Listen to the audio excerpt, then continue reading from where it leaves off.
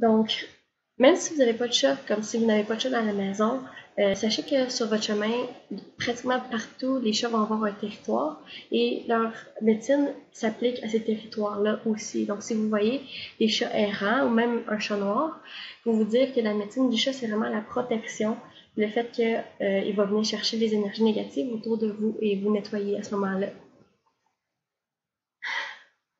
Si vous êtes particulièrement fasciné des chats comme moi, sachez aussi que vous pouvez utiliser les chats, que ce soit le vôtre ou les chats autour de vous, pour travailler les facettes de votre vie, comme dans le fond, engager les chats dans un travail énergétique.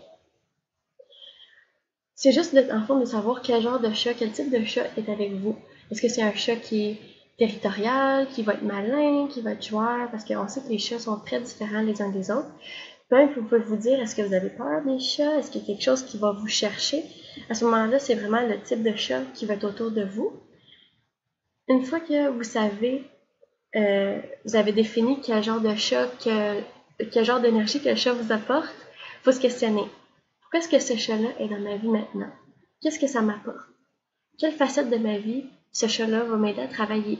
Parce que ceux qui ont des chats à la maison vont avoir souvent un ou plusieurs chats. Tous les chats sont différents. Donc, ce qu'il faut comprendre, c'est que la médecine des chats est directement liée à toutes les facettes de la vie parce qu'eux autres aussi vivent une vie quand même très compliquée avec le même genre d'embûches que les humains ont parce qu'ils nous mimiquent. Ils vont chercher qu'est-ce que nous on a. Ils vont chercher qu'est-ce qu'on a de besoin. Donc, par exemple, moi j'ai un chat qui est noir que j'ai eu dans le temps de ma vie où j'étais vraiment déconnectée. Là. Ça n'allait pas, tout était saccadé. Puis on m'a offert un chat à ce moment-là. Puis moi j'en voulais un, donc je l'ai accepté au bras grands ouverts. Puis le chat, ce chat-là m'a apporté de la stabilité. Comme c'est un chat noir, oui, ça va aller chercher autre chose, mais la stabilité, c'est la première chose qu'elle m'a instaurée. Sans elle, j'aurais probablement jamais réussi à établir une sorte de routine, comme ça n'aurait pas été une excuse, dans le fond, de comme de freiner, de prendre le temps de m'occuper d'elle, tu sais. Puis, excusez-moi, je suis comme nerveuse.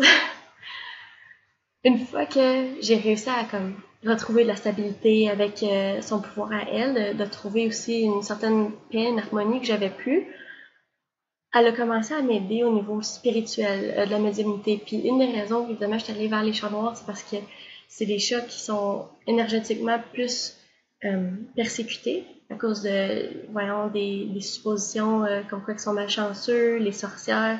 Donc, je suis allée les chercher spécialement pour ça parce que voyons, j'essaie moi aussi de développer ma médiumnité. Pas pour dire que les chats noirs font de la magie, mais veux pas, ils en font, hein. Ils vont t'aider à manifester dans ta vie toutes sortes de choses qui sont magiques, essentiellement. Et ça n'a pas pris de temps que, voyons, dans mes rêves, j'entendais mon chat me parler. Puis c'est bizarre à dire, là, mais je pouvais savoir qu'il y avait du travail énergétique fait à ce moment-là. Puis dans ce temps-là, j'écoutais pas mes rêves, là. C'était juste quelque chose qui arrivait. Puis à cause de ça, j'ai commencé à prendre le temps. Là, je me suis dit, OK, il y a quelque chose qui se passe, c'est clair. Donc, mon chat m'a appris à prendre mon temps, à restabiliser ma vie. En même temps, ça m'a permis de développer plus mes dons de médium. Puis ça n'avait pas été de ça, je ne serais pas aujourd'hui à pratiquer le tarot comme je le pratique et à être aussi connectée. Donc, j'en avais vraiment besoin, puis c'est quelque chose que je sais que mon chat m'a apporté. Évidemment, il y a beaucoup d'autres chats dans ma vie que j'ai rencontrés, des chats errants, des chats de gouttière, des chats d'amis, de famille, qui m'ont supporté de d'autres manières. Mais c'est ça qui est intéressant, c'est comment est-ce que les chats apportent la magie dans votre vie. Puis, bon, une autre chose qui est vraiment le fun, c'est, moi je suis consultante en tarot, fait que je travaille beaucoup avec. Puis cette semaine, comme j'ai dit, on a l'empereur. Puis en ce moment, ce que j'ai, c'est une carte du tarot des chats mystiques de l'empereur. Je sais pas si on la voit bien. Oups. On peut voir un beau chat sur un petit trône. Bref, ce qui m'a fait rappeler, dans le fond, que les chats, oui, ils ont une vie qui sont toutes différentes. Toutes les chats sont différents. Donc, pour un peu savoir l'énergie que ton chat t'apporte ou quelle facette de ta vie ton chat ou les chats que tu rencontres dans ta vie, sur ton chemin, peuvent t'apporter, tu peux piger une carte de tarot, une carte à jouer si vous n'avez pas de tarot. Puis à ce moment-là, établir quelle énergie. Si tu demandes à ton paquet, OK, quelle énergie ou quelle facette de ma vie ce chat-là va vouloir travailler. Donc, avec le tarot des chats mystiques, ici, j'ai quelques exemples concrets. Par exemple, est-ce qu'on a ça? Ici, j'ai le matou de feu. Ce serait un peu comme le chat éclaireur, le chat qui veut te guider vers qu'est-ce que tu as besoin, quelle est la prochaine étape. Il va te protéger. Comme on peut voir ici, le chat, il passe à travers des bougies qui sont allumées, mais il passe avec un pas ferme et en sûreté. Il connaît son chemin. Donc, ce chat-là est vraiment un éclaireur qui va t'apporter à voir quelque chose dans ta vie que tu as besoin de savoir pour prendre de l'action. Un autre exemple, ce chat-là qui est le 9 de terre, le 9 de trèfle, ça vous joue avec les cartes à jouer. On peut voir ici là, le chat se baigne dans l'abondance, a son petit nid comme caché, son jardin secret. Donc celui-là, ça va être de faire l'introspection pour de voir à quel point vous avez de la magie à l'intérieur de vous, que vous êtes capable vous aussi, de voir vous avez de l'abondance, vous êtes bien malgré tout. On peut aller chercher des fois, comme moi justement, j'avais des problèmes, j'avais trop de choses qui se passaient, puis j'avais pas de break. Des fois, c'est juste de se rappeler à quel point qu'on est plein d'informations qui ont de la valeur et qui sont importantes. Finalement, un autre exemple du tarot des chats mystiques. Lui, c'est le chaton qu'il l'appelle, mais c'est comme un chaton qui est accompagné d'une déesse. Puis ce chat-là, en fait, cette facette-là de la vie, ça serait d'apprendre à s'honorer.